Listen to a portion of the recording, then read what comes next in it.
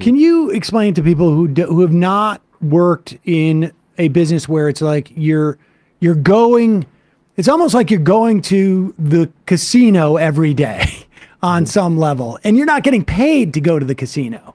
And you don't know when your next sort of win's going to be in this type of business. I mean, obviously, will you explain the theory behind residuals, why it's so important, even though you aren't doing theoretically extra labor if the show's a success versus not?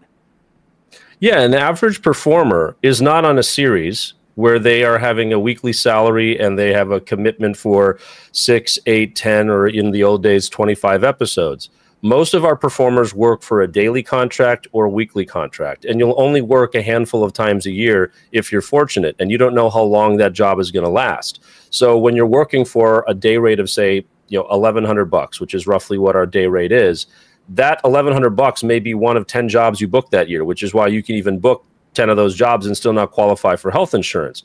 But the way that people would qualify is because you share in the profits of the show when it airs and when it's successful. And so we depend on the continuing payments of the reuse of our performances to sustain ourselves in between being on set and actually getting the day rate or the weekly rate when you're on set. So it's been a huge target for our employers to attack the residual model because they want to keep all of those profits when they are re-airing or they're seeing a show blow up or something. So we have seen our residuals formulas decimated, especially as we've gone into the streaming era.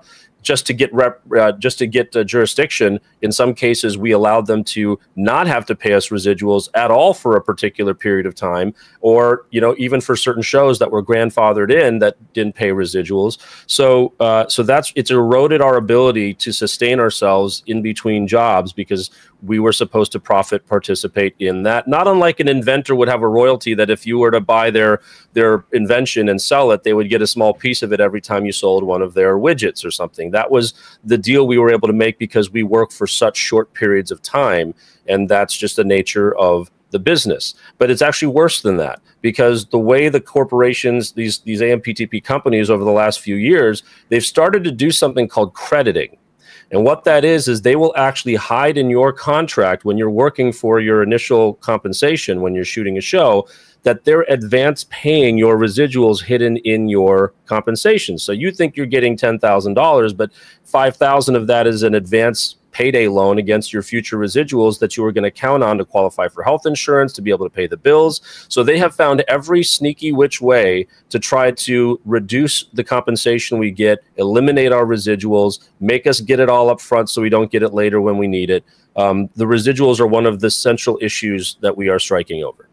And I should say, I think the analogy with the inventor is really apt because for every one invention that they sell, they have made 20 others or 30 others, and you times that times tens of thousands of actors who go in and give producers the opportunity to choose which one of these actors is going to best represent in the vision of the show. That's right. There's a snowball effect. Those people we're not getting paid for that labor. That's right. It's a snowball effect. If you work a lot, then over time, your residuals income starts to help you out, especially as you get older and there's less roles for you as you get into your senior years. Like you depended on the residuals in order to help even out the highs and the lows. But when they're going away, we're getting 1 cent or 2 cent residual checks. And the reason for that is because the Writers Guild and the Directors Guild, they adopted this distributors gross receipts model, where if I sell you my movie to Netflix for $1 million, I owe 20 grand of that to the director. I owe 20 grand of that to the writer. Not a bad payday for a director or writer. But when I have to split 6%, which is, 60 grand amongst 200 performers on a show, they're not going to see much of that $60,000, especially if we have to take 20% out of that 60,000 just to pay the health and pension plan, where ultimately we're paying our own pension and health contributions out of that pool. So there's been all of this fancy accounting, all of these legalese things that for artists who just want to do their art have been essentially the frog that's boiled alive in the pot. Like, just over years, we've seen all of these things erode our ability to make a living, which is why we're asking for a new way of being compensated in this negotiation called revenue share, which means, the producer pays the residuals when I, as a producer, sell my show to a network or a streamer. I am responsible for paying the residuals to the performers off of the income that I get.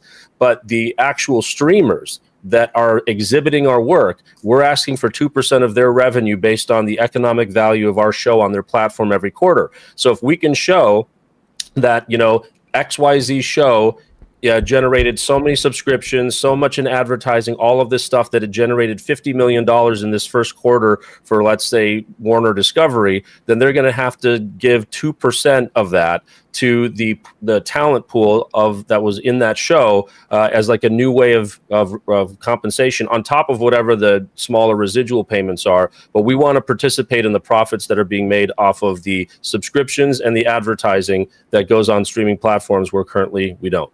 So, for example, if you guys signed that deal, made that deal, and Suits continued to like explode, for just as an example, those actors would then start to see participate in part of that success. It depends, because it depends whether we're able to negotiate going retroactive. Because one of the things you have to deal with at the table is like, well, this starts today or this starts in 6 months. Yep. It's not going to cover everything that's happened up until this point. So it really depends what we can get the studios and networks to agree to. But generally what we've seen happen in the past is they say, okay, starting upon the ratification of this contract, any new episodes, new seasons, new shows, this point forward would benefit under these new terms. All right. Well, I guess we will see. What can folks who are not members of the union do to support you guys at this point? Like, I think everybody's waiting for that word. Cancel your subscriptions. Folks can do the same thing that executives do. We'll clear the decks for a couple of months and then start it up again. But prior to that, what can folks do to support the union? There's so many things people can do. I think one of the most important things that is systemic change is education.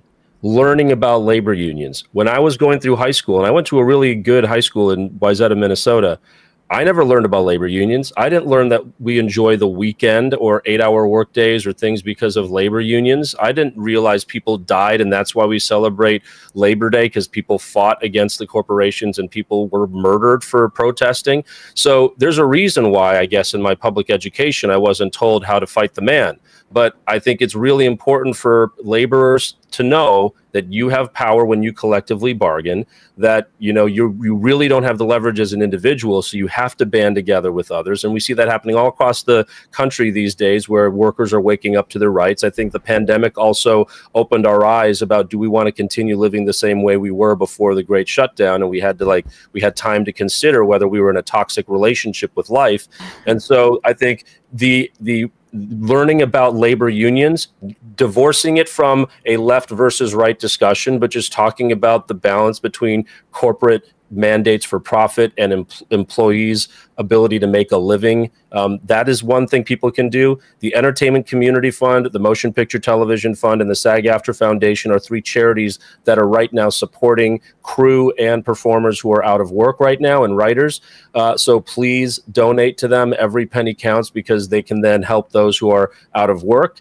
So those are 2 things. And I think the third thing is just, please spread the word. Please, be ready to support us if we call for a consumer boycott, because we're actually on the front lines of everybody being replaced by AI. If we don't make this stand now, we already know they're coming for so many other professions. And so this is kind of the initial stages of a discussion of, where does humanity fit in a world where we are increasingly obsolete? And we're not obsolete to each other. We're obsolete to business if they can replace us with something that is cheaper, that doesn't need to eat, that doesn't need a home, that doesn't have feelings, that never gets tired. We're on the frontier of like the crazy sci-fi future, and we're visible people that are on the shows and movies that got us through the pandemic. If there's any point in history where our value is more clear, it is right now, and you're seeing them do it to us. Shaan Sharma, SAG-AFTRA Negotiating Committee as well as work on The Chosen and other shows. Thanks so much for your time today. Really appreciate it. Great. I really great to appreciate talk you, to the invitation. Thank you for the invitation. Thank you.